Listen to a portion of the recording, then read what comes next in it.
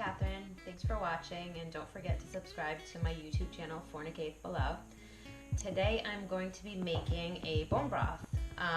Today's Thanksgiving. I have some leftover bones, and just want to tell you a little bit about that. I was diagnosed with Hashimoto's, which is an autoimmune disease, which many people have, also known as hypothyroidism.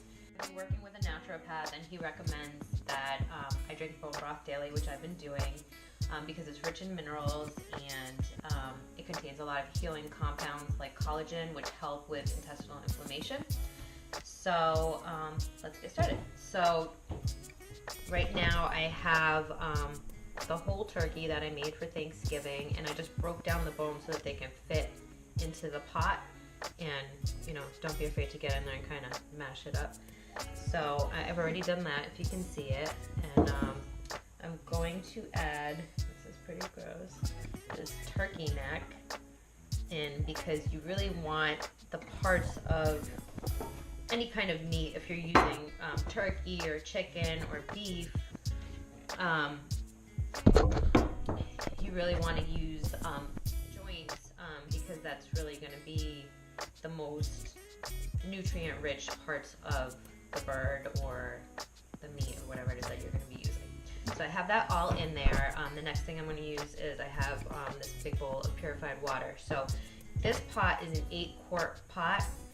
So depending on what you use and how many bones you have, you just want to be able to cover the bones entirely.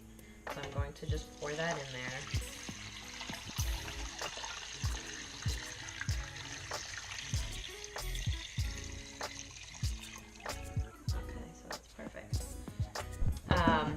And once you get that in there, you want to use some apple cider vinegar. The reason you want to use apple cider vinegar or any type of vinegar is because it helps leach the minerals out of the bones. So I'm going to add 2 tablespoons. And you just want to pour it right in. If you pour a little more, that's fine. And you don't need to give that a stir. It's just going to saturate in there. And you're just going to let it sit there for 30 minutes so that can start to process before we get that on the stove top. So we're just going to let that sit, and I'll see you in a minute. It's been a half hour, and I'm going to get the bone broth up to a simmer.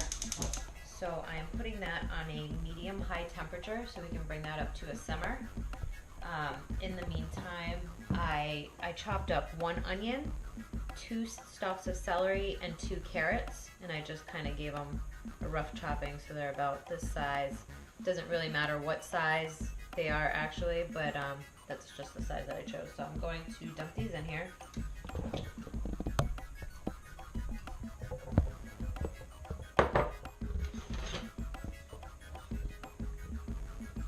Just kind of make sure they're in there. And I'm just going to take some salt and just give it a good seasoning.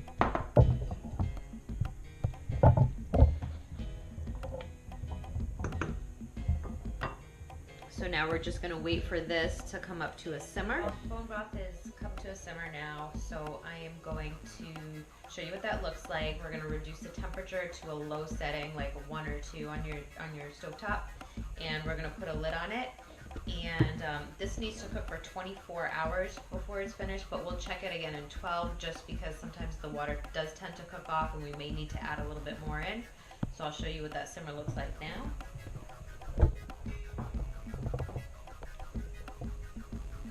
So I'm going to reduce that temperature now to that low setting that I mentioned of 1 or 2 on your stovetop. And we're just going to put a lid on it. So it's been 12 hours, and I just want to check on the bone broth and see if we need to adjust the water at all. So I'll show you what that looks like. As you can see, a good amount of it has reduced. You should expect when you cook a bone broth that by the time it's done, you'll probably have about half the liquid. So as you can see, this is probably a 1/4 of the liquid. So this is the time that you want to add more, so it still has additional time to continue cooking. So I just have a regular pitcher of water, and we're just gonna kind of see how much it takes to cover it once again. And it doesn't need to be as full as it was before, just so that's about to the top of those bones. So we're going to keep the setting on the same temperature. You can give it a stir if you want, but it's really not necessary if you're not able to get this in past the bones. So just kind of give it a little stir. So we're just going to keep the lid on this and come back and check it. So it's been 24 hours and our bone broth is done. I just took it off the stove and I've been letting it sit because it's been cooking for 24 hours, so it's really, really hot.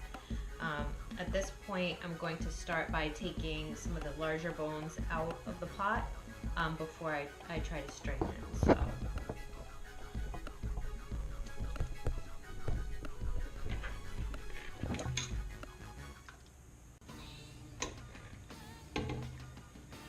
As you can see, a lot of the liquid has reduced, which is what you expect, and it's gotten a really nice color and thickness to it. So don't be alarmed if you think like half your soup is gone, because that's going to just pour this into, I have a large strainer into another stainless steel bowl here.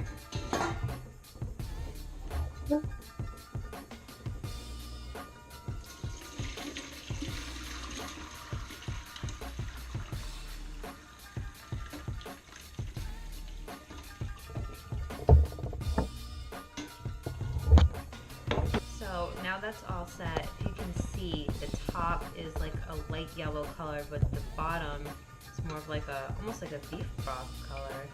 That's like the thickness in the soup. So I'm actually going to try it. I usually use like an individual strainer as I pour it into my cup, just in case there's any other little bits in there. I don't really like the texture of that, but and then I usually just pour the rest into a glass bowl. It's really not that big of a deal just to do that every time you have a cup. So I just use a ladle. So as you can see, it's not really any big chunks. It's just like a little bit of a thicker texture, which I don't really want to drink. I'd rather just like a broth kind of drink. So get rid of that. And then I'm going to pour the rest of the bone broth just in a glass container for storage. And this can keep in your refrigerator for about 5 days. 5 to 7 days, I would say. If you want to freeze it, you're able to. Just mark it so you know when you did make it, and you're able to store that in the freezer for up to 3 months. So I'm going to just try that now. So it really just has a turkey flavor. You don't really taste the vegetables in there. The seasoning is good. If you remember, I just used like a little bit of salt, but it's not salty at all or anything like that. The texture is thicker, kind of like a stew, without anything in it.